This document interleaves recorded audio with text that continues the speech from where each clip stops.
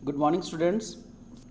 आज हिस्ट्री का एक चैप्टर का क्वेश्चन आंसर्स करने के लिए हम लोग आज इकट्ठे हुए हैं। चलिए एक और चैप्टर का क्वेश्चन आंसर करते हैं, क्योंकि धीरे धीरे अब सारे चैप्टर्स का क्वेश्चन आंसर्स और नोट्स दोनों को देना है, ये मेरी जिम्मेदारी है।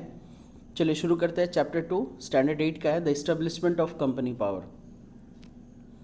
शुरू करते हैं करेक्ट ऑप्शन से कि this European power has first arrive to India. Sorry, यहाँ पे हैज़ नहीं होगा, this European power first arrive to India. तो इंडिया में सबसे पहले पोर्टुगीज़ आए थे, 1498 में आए थे ये लोग, क्योंकि ब्रिटिशर्स लोग 1600 में आए थे। तो सबसे पहले पोर्टुगीज़ आए थे और ये लोग गोवा के आसपास के क्षेत्रों में ही बस गए, और ये लोग तब से जो बसे हुए हैं आज तक भी यहाँ पर बहुत सारे लोग पोर्तुगीज़ के लोग गोवा में बसे हुए हैं। और इन लोगों ने शुरू से ही सिर्फ ट्रेडिंग का ही काम किया है। इन लोगों ने कभी भी ब्रिटिशर्स की तरह मतलब एक्सप्लॉयटेशन का काम नहीं किया है। ये लोग सही ढंग से ट्रेडिंग का ही काम करते रहे। चलिए नेक्स्ट है, the battle of Plassey was fought between Robert Clive and Sirajuddaulah. हम लोग सभी की जानते हैं 1757 में बैटल ऑफ प्लासी लड़ा गया था। सिराजुद्दौला और रॉबर्ट क्लाइव जो ब्रिटिश को रिप्रेजेंट कर रहे थे, इसमें रॉबर्ट क्लाइव ब्रिटिशर्स जीत गए थे बेसिकली। और इसके बाद फिर बैटल ऑफ बक्सर लड़ा गया था, और ये दो बैटल ने पूरे इंडिया में ब्रिटिशर्स को बसने के लिए मतलब जड़ से मजबूती से बसा दिया। Next, the treaty of Allahabad gave the British right to collect the revenue when administered the region of Bihar, Bengal and Orissa. ये ट्रीटी ऑफ इलाहाबाद कब साइन किया गया? बैटल ऑफ बक्सर लड़ने के बाद, जीतने के बाद ट्रीटी ऑफ बक्सर साइन किया गया। नेक्स्ट है, he was first governor general of India. तो Warren Hasting was the first governor general of India.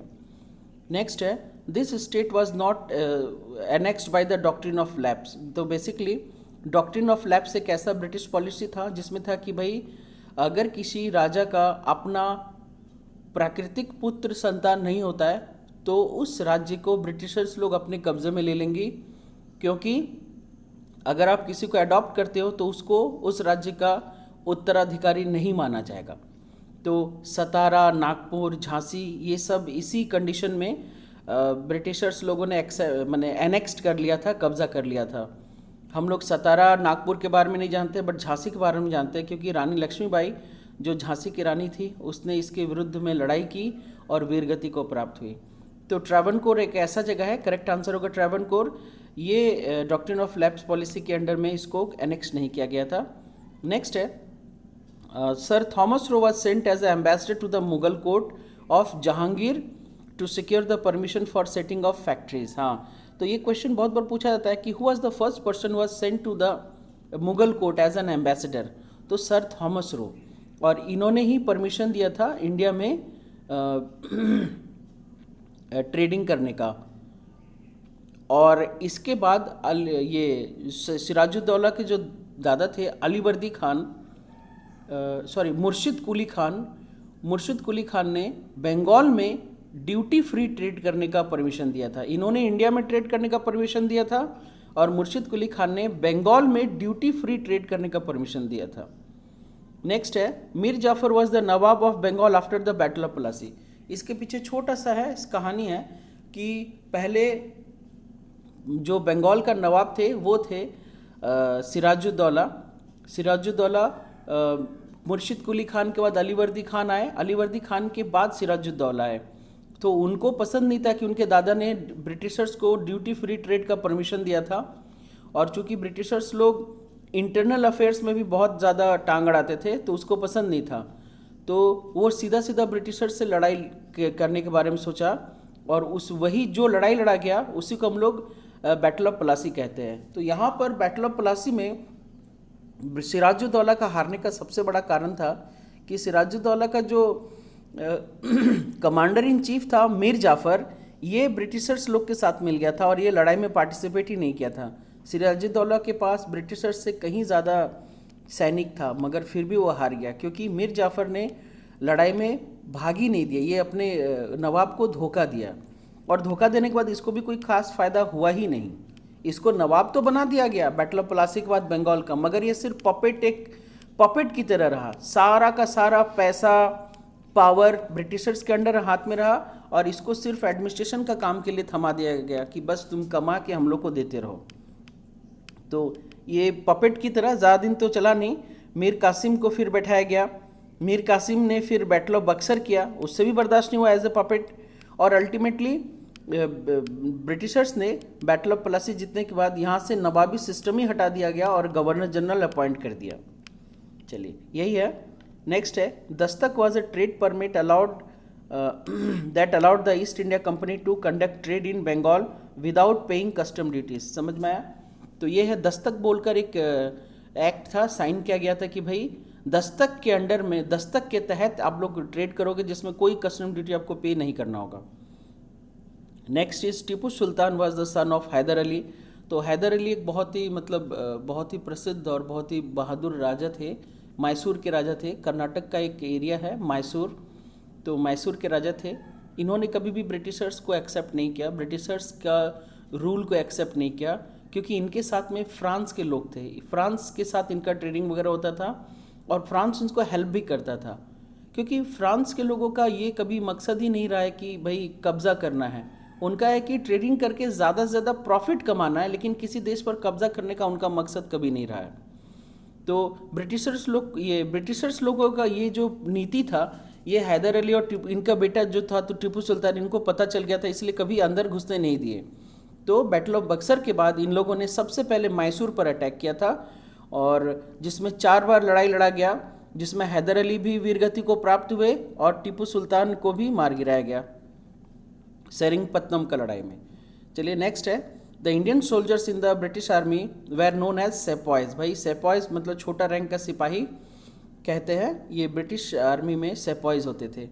Next है equality before law, that means no citizen above the law. ये law battle of Buxar जीतने के बाद Britishers लोग India में पूरा का पूरा अपना एडमिनिस्ट्रेशन लेकर आए, जिसमें आर्मी था, पुलिस था, सिविल सर्विस था और कोर्ट सर्विस था।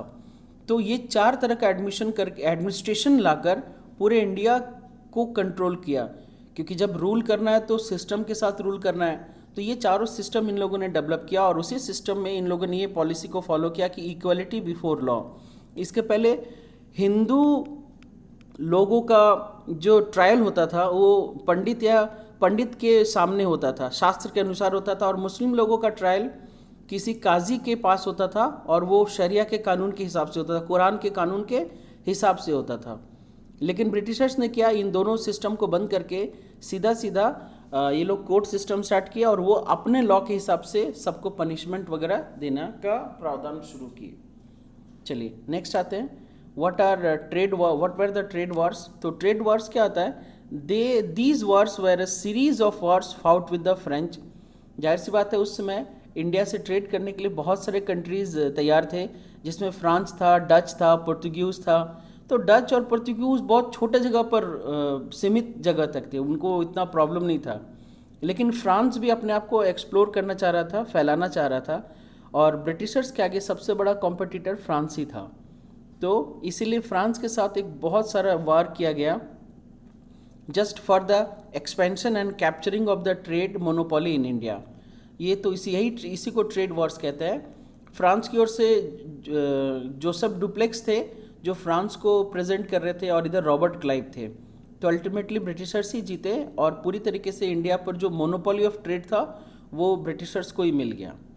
नेक्स्ट है, what were the factors that enabled the British to consolidate their power and position in the Indian subcontinent. ये बहुत इंपॉर्टेंट क्वेश्चन है कि भाई क्या क्या फैक्टर्स है जिससे ब्रिटिशर्स लोगों ने इंडिया में अपना पावर और पोजीशन, ये 2 चीज़ों को कैसे पूरी तरीके से बनाया। तो 3 ही बेसिक प्रिंसिपल्स उन लोगों ने फॉलो किया। देयर आर 3 बेसिक प्रिंसिपल्स और methods used by British to consolidate their power. First था direct warfare, subsidiary alliance and doctrine of lapse. ये 3 पॉलिसी को फॉलो करके ब्रिटिशर्स ने होल इंडिया के एडमिनिस्ट्रेशन, रूल, एवरीथिंग, सभी चीज़ों पर कब्जा कर लिया। तो डायरेक्ट वॉरफेयर क्या था, बैटल ऑफ प्लासी हो गया, बैटल ऑफ बक्सर हो गया, उसके बाद मैसूर वार हो गया, फिर मराठा वार हो गया, फिर सिख वार हो गया। इस तरीके से वार करके पूरे कंट्री में जितने भी स्ट्रॉन्ग प्रोविंशियल किंगडम्स थे उन सब के ऊपर कब्जा कर लिया। उसके बाद जो दूसरे किंगडम्स थे उनके ऊपर सब्सिडरी अलायंस पॉलिसी लागू कराया और डॉक्ट्रिन ऑफ लैप्स पॉलिसी लागू कराया, और इन पॉलिसी के तहत उन सभी छोटे बड़े रजवाड़ों को, रियासतों को अपने कब्जे में करना शुरू किया। नेक्स्ट है between whom and where the Anglo Mysore wars were fought and what was the result. तो Anglo Mysore wars were fought between the ruler of Mysore Hyder Ali followed by his son Tipu Sultan against the British from 1766 to 1799। लगभग 30 साल तक ये लड़ाई लड़ा गया, 33 साल तक ये लड़ाई लड़ा गया वही, and the British won this war and whole Mysore was annexed by the British. सीधी सी बात है।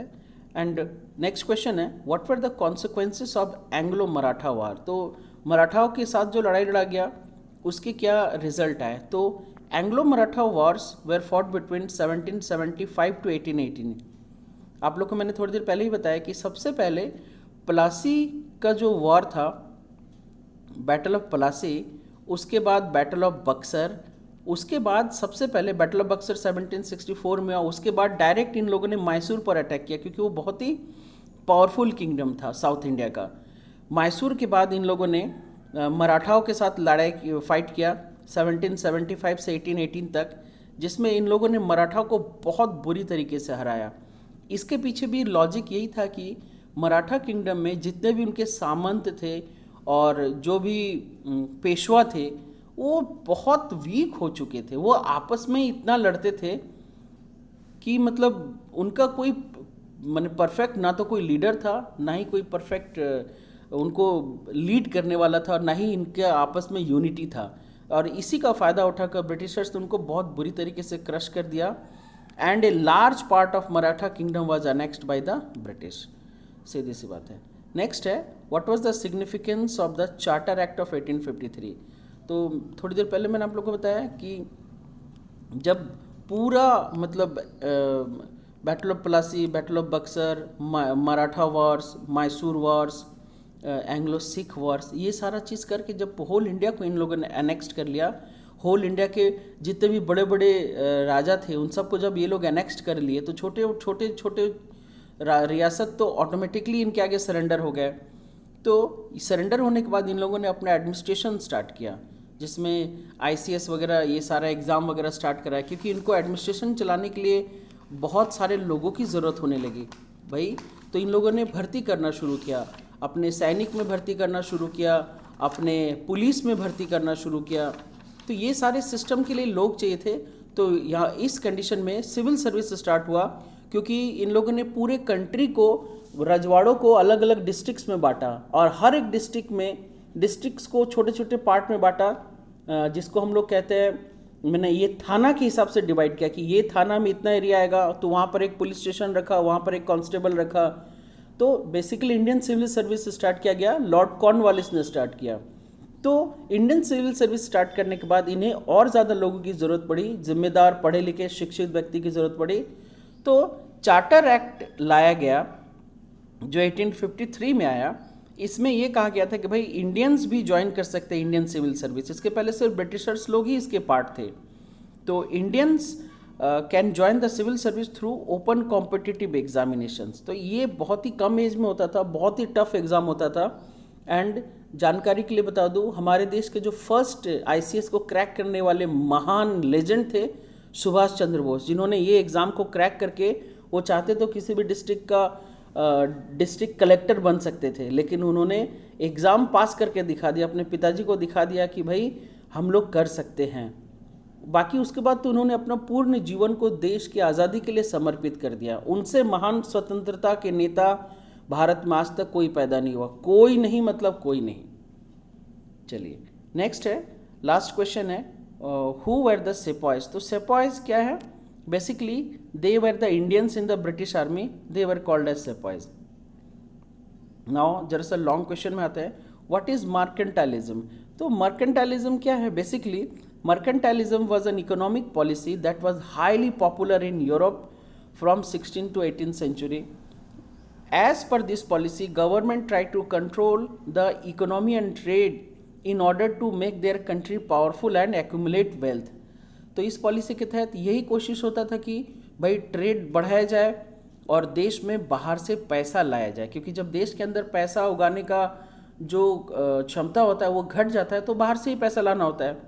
तो to accumulate this wealth exports were increase, भाई एक्सपोर्ट बढ़ा दिया गया और इम्पोर्ट को कम कर दिया गया। तो ये मर्केंटाइलिज्म के प्रिंसिपल्स है। And mercantilism was basically for the establishment of colonies. भाई एक ही था कि गरीब कंट्रीज़ में कॉलोनी बसाया जाए, which by which they can supply the raw material and get the market for selling the goods. सीधी सी बात है। इंडिया जैसे कंट्री, साउथ अफ्रीका जैसे कंट्री पर इन लोगों ने मैंने अपने कॉलोनीज़ को बसाए, और कॉलोनीज़ बसाने के बाद क्या हुआ, सीधी सी बात है, यहाँ से रॉ मटेरियल्स को जम के लेकर गए और उसी को अपने फैक्ट्रीज़ में बनाकर फिनिश गुड्स को वापस बेचने के लिए हमारे ही कंट्री में इन लोगों ने लाना शुरू किया। तो इससे डबल फ़ायदा हो गया, रॉ मटेरियल सस्ता में भी मिल गया और सामान बेचने के लिए एक मार्केट भी मिल गया। तो यही है बेसिकली मर्केंटाइलिज्म का यही मतलब होता है। चलिए नेक्स्ट क्वेश्चन की ओर बढ़ते हैं। नेक्स्ट क्वेश्चन कह रहा है, what are the factors that led to the battle of Plassey and Buxar. तो बैटल ऑफ प्लासी और बक्सर के पीछे क्या फैक्टर्स थे and how did they pave the way for the establishment of British rule over India. उन्होंने कैसे ब्रिटिश रूल को रास्ता दिया भारत में बसने के लिए। तो battle of Plassey was fought in 1757 and Battle of Buxar was fought in 1764. These two battles basically paved the way for the British for the establishment and settlement in India. यही दो battles ने इन्हें बसाया भी और इंट्रोड्यूस भी किया। Battle of Plassey paved the way for the establishment, by establishment तो बैटल ऑफ प्लासी कर दिया, और बैटल ऑफ बक्सर क्या किया, इन्हें ड्यूअल सिस्टम ऑफ गवर्नमेंट लागू करने के लिए मौका दे दिया। जाहिर सी बात है, पूरे भारत में पहचान हो गया कि भाई नवाब सिराजुद्दौला बंगाल का इतना बड़ा नवाब था, जब वो ब्रिटिशर्स के साथ नहीं सका तो बाकी छोटे बड़े रियासत के लोग कहाँ से सकेंगे। तो बैटल ऑफ बक्सर जीतने के बाद ब्रिटिशर्स लोगों ने ड्यूअल सिस्टम ऑफ गवर्नमेंट, दोहरी नीति शुरू की। दोहरी नीति का मतलब होता था भाई वहाँ का जो राजा और नवाब होगा उसका सिर्फ एक ही काम होगा, राज का भला करना, ब्रिटिशर्स के लिए ज़्यादा से ज़्यादा रेवेन्यू टैक्स कलेक्ट करके देना, और ब्रिटिशर्स लोग उसके बदले में जस्ट एक सैलरी के रूप में उनको काम करवाते थे, और सारा फ़ायदा पावर सब ब्रिटिशर के हाथ में, आप बस काम करते रहो, फल हम खाते रहेंगे। इस टाइप का रूल वो लोग माने ब्रिटिशर्स लोग फॉलो करते थे। In which nawabs were responsible for the administration, प्रशासन के लिए नवाब जिम्मेदार थे, but the power and resources were under the British. The revenue collected was sent to England. जाहिर सी बात है भाई, यही तो मकसद था, सारा ज़्यादा से ज़्यादा रेवेन्यू इंग्लैंड भेजा गया और उसका एक छोटा सा पार्ट को कंपनी को स्ट्रेंथन करने के लिए यूज़ किया गया। The rest was use by the company to strengthen their political, military and trade affairs. बाकी बचा हुआ पैसा को ये सारी चीज़ों में इस्तेमाल कराया गया। नाउ ये देखो क्वेश्चन भी है बहुत ही इंपॉर्टेंट, वही वाला, explain the dual system of government and what is its impact on Bengal. तो dual system of government was the great and cunning policy of British. बहुत ही तेज और चालाक पॉलिसी था, in which Britishers had the power and the revenue but no responsibility, while nawabs were responsible for the administration without any power and resources। Clear हो गया भाई, देख रेख काम काज सब आप कराओगे, लेकिन रेवेन्यू जब भी पैसा कलेक्शन होगा वो हम करेंगे, मेहनत आप करोगे, मलाई हम खाएंगे। Now the revenue collected was mostly sent to England, जाहिर सी बात है, and a part of it use by company for its political, military and trade interest in India. जाहिर सी बात है, इसको मैंने फलने फूलने के लिए उसका एक पार्ट का इस्तेमाल किया जाने लगा। नाउ नेक्स्ट है, explain the system of subsidiary alliance adopted by British. ये बहुत ही इंपॉर्टेंट है, सब्सिडरी अलायंस पॉलिसी क्या होता है और डॉक्ट्रिन ऑफ लैप्स क्या होता है, दोनों ही क्वेश्चन दिया गया है, आप लोग को मालूम होना भी चाहिए। सब्सिडरी अलायंस पॉलिसी क्या था, under this policy Indian rulers were not allowed to keep their own army. जाहिर सी बात है, जो जो देश हार गया और जो देश कमज़ोर था वो ब्रिटिशर्स लोगों के आगे झुक गया, मतलब ब्रिटिशर्स लोगों को अपना माई बाप मान लिया। तो ब्रिटिशर्स लोग लिखित रूप में काम करते थे ना, तो सब्सिडरी अलायंस पॉलिसी हर जगह लगाना शुरू किया। तो सब्सिडरी अलायंस पॉलिसी के तहत उनका क्या कहना था, नियम व शर्तें, तो यही था। ये बेसिकली वारन हेस्टिंग लेकर आए थे ये पॉलिसी। ये पॉलिसी के तहत क्या था भाई कि कोई भी इंडियन रूलर अपना आर्मी नहीं बिल्ड करेगा। नेक्स्ट है, they had to maintain British troops in their state, और ब्रिटिशर्स लोग उनको आर्मी सप्लाई करेंगे उनके राज्य में ऑन पेड बेसिस। भैया फ्री में नहीं होगा, आपको उसके लिए पे करना होगा। If they were unable to do so the territory were ceded by the British. अगर वो लोग ब्रिटिश आर्मी को एक्सेप्ट नहीं करेंगे तो भाई तुम्हारे राज्य पर पूरी तरीके से हम कब्जा कर लेंगे। British will protect them against the attacks and solve internal issue. जाहिर सी बात है, यहाँ पर ब्रिटिश बोल रहे थे कि भाई तुम्हारे ऊपर कोई अटैक नहीं करेगा, क्योंकि उस समय का समय जो था बहुत ही खराब था। आसपास के राजा लोग आपस में इतना ज़्यादा अटैक करते थे एक दूसरे पे कब्जा करने के लिए, आसपास के लोग भी करते थे और बाहर के लोग भी करते थे। तो ब्रिटिश का कहना था भाई हम तुमको प्रोटेक्शन देंगे आसपास के राजाओं से भी और बाहर के अटैक से भी, और तुम्हारे राज्य में जो भी इंटरनल डिस्टर्बेंस है इसको भी सॉल्व हम करेंगे, इसका सोल्यूशन मेरे पास है। Indian rulers could not fight wars, sign treaty. भाई कोई भी इंडियन रूलर्स किसी तरह का लड़ाई आसपास के राजाओं से नहीं करेगा, ना ही कोई ट्रीटी साइन करेगा, and cannot maintain diplomatic relation with other Indian states. भाई आसपास के स्टेट के साथ किसी तरह का रिलेशन नहीं रखना है। And cannot contact any foreign powers. जाहिर सी बात है, और आप कोई सी किसी फॉरेन पावर को भी कॉन्टैक्ट नहीं कर सकते हो without the consent of British. बिना ब्रिटिशर से पूछे आप किसी भी आसपास के राजाओं से ना संपर्क कर सकते हो, ना ही बाहरी देश के राजाओं से संपर्क कर सकते हो। A British officer called as resident, एक रेजिडेंट नाम का ब्रिटिश ऑफिसर होगा, and he will be stationed at the court of the ruler. वो हर राजा के कोर्ट में उसको बैठा के रखा जाएगा ताकि आप क्या कर रहे हैं नहीं कर रहे हैं सारा लेखा जोखा वो खबर करता रहेगा। नेक्स्ट है डॉक्ट्रिन ऑफ लैप्स। तो basically doctrine of lapse policy क्या था, हम लोग थोड़ी देर पहले ही इसको डिस्कस कर चुके हैं। It was an unique policy adopted by British to expand their empire in India. This policy was devised by lord Dalhousie. क्या था, if any Indian ruler passed away without any natural male heir, ये heir का मतलब होता है उत्तराधिकारी, then kingdom would be annexed by the British. जाहिर सी बात है, बहुत ही वाहियात सा पॉलिसी था, मगर उस समय का था। भाई लोग जो कमज़ोर थे, जो लड़ नहीं सकते थे, वो तो मान लिए थे। Adopted son would not be recognised as a rightful successor by the British. जो अडॉप्टेड सन होगा उसको नहीं मानेंगे, इसलिए तो झांसी की रानी लड़ाई की। उन्होंने एक पुत्र को गोद लिया था, मगर ब्रिटिशर्स बोले नहीं ये उत्तराधिकारी नहीं है। इसी के चलते तो रानी लक्ष्मीबाई लड़ाई लड़ी और वीरगति को प्राप्त हुई। And Satara, Nagpur, Jhansi were annexed under this policy. तो ये दो पॉलिसी था, ये बहुत ही इंपॉर्टेंट पॉलिसी था। यही दो पॉलिसी ने ब्रिटिशर्स को बहुत पावरफुल पोजीशन पर पहुंचाया। नेक्स्ट है write short note on Indian civil service. तो इंडियन सिविल सर्विस ब्रिटिशर्स ने इंडिया में स्टार्ट किया, तो उसके ऊपर हमें कुछ नोट्स लिखना है। तो Indian civil service was started by lord Cornwallis from 1786 to 1792।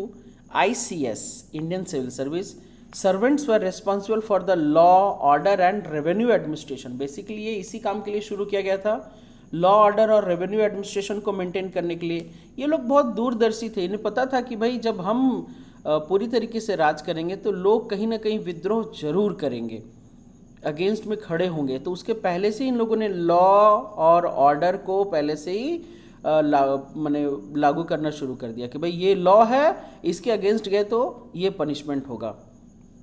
और मेन मकसद तो भाई रेवेन्यू कलेक्शन, रेवेन्यू एडमिनिस्ट्रेशन तो था ही। Each district of India has all ICS, each district of India में एक कलेक्टर होगा, and all ICS officers were British. उस समय तक तो सभी ब्रिटिश ही थे। Later on the charter act of 1853 Indians were allowed to join the service through the open competitive exams. बाद में इंडियंस को भी अलाउड किया गया, 1853 में अलाउड किया गया कुछ एग्ज़ाम्स के पास करने के बाद। चलिए लास्ट क्वेश्चन स्टार्ट करते हैं। What was the system of judicial administration followed in India before the coming of British and how did it change? तो जुडिशियल एडमिनिस्ट्रेशन कैसा था ब्रिटिशर्स के आने से पहले? तो before the British The judicial system was based on the religious शास्त्र for Hindus and Sharia laws for Muslims, क्योंकि उस समय हिंदू और मुस्लिम्स दोनों का ही पॉपुलेशन बहुत ज़्यादा था, तो उनको उनके प्रॉब्लम्स को सॉल्व करने के लिए दोनों के जो रिलीजियस शास्त्र होते थे, रिलीजियस बेसिस पर उनका सॉल्यूशन होता था. तो in 1772 in a new judicial system was started. 1772 में एक नया जुडिशियल सिस्टम स्टार्ट किया गया, उसको हम लोग कहते हैं अदालत. ये अदालत सिस्टम 1772 में स्टार्ट किया गया है और 3 हाई कोर्ट बनाए गए, बॉम्बे, कलकत्ता और मद्रास में. सबसे पुराना वाला कलकत्ता का है, क्योंकि सबसे पहले कलकत्ता में ही हाई कोर्ट बनाया गया, जिसको हम लोग अदालत भी कहते हैं. Here Hindu pandit and Muslim qazi help the British जज टू इंटरप्रेट द लॉ. जाहिर सी बात है, कोई भी फैसला सुनाने से पहले ये लोग हेल्प करते थे. The British introduce the rule of law and equality before law. इन लोगों ने इस समय ये चीज़ निकाला, भाई लॉ का रूल सब जगह होगा और इक्वलिटी ऑफ लॉ सब जगह होगा. That means everyone was equal in the eyes of law and no one was above the law. इनका पॉलिसी उस समय भी था. In 1865 3 high courts were created in Calcutta, Madras and Bombay.